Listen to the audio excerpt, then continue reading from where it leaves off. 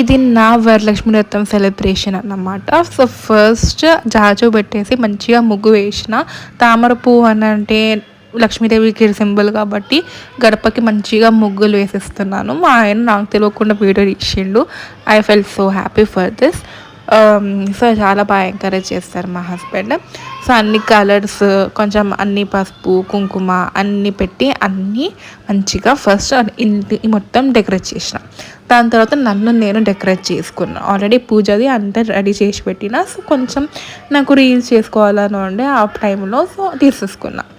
And దాని తర్వాత నేను లక్ష్మీ సహస్రనామాలు, లక్ష్మీ స్తోత్రాలు అండ్ లక్ష్మీవి చదివేసేసుకొని దేవుడికి ఫస్ట్ వాయనం ఇచ్చేసినాను అన్నమాట.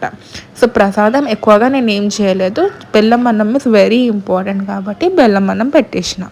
అండ్ పాయసం ఇంకా లక్ష్మీదేవికి మిల్క్తో చేసిన ఐటమ్స్ చాలా ఇష్టం కాబట్టి పెరుగన్నం అండ్ స్ప్రౌట్స్ చేసిన.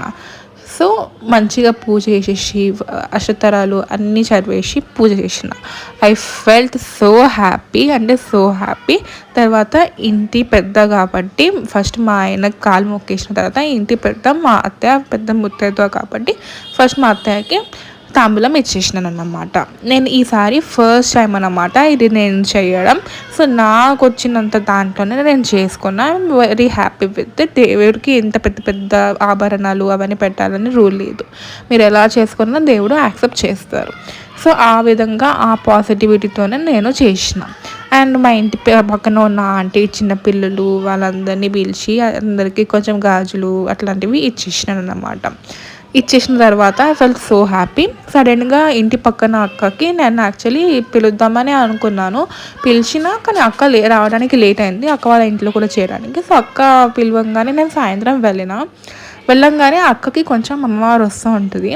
సడన్గా అక్క ఏమన్నారంటే నాకు ఇవ్వకుండా నువ్వు అందరికి ఇచ్చినావు, నాకు కావాలి, నేను నీ ఇంటికి వస్తాను పదా అని చెప్పి దేవుడే సాక్షాత్తు అమ్మవారు నా ఇంటికి వచ్చారు. I felt so and so happy. So తాంబూలం ఇచ్చేసిన. అండ్ దేవుడు కూడా ఏమన్నారంటే ఆవిడకి లేదు నేను చాలా హ్యాపీగా ఉన్నాను, నువ్వు చాలా బాగా చేసావని.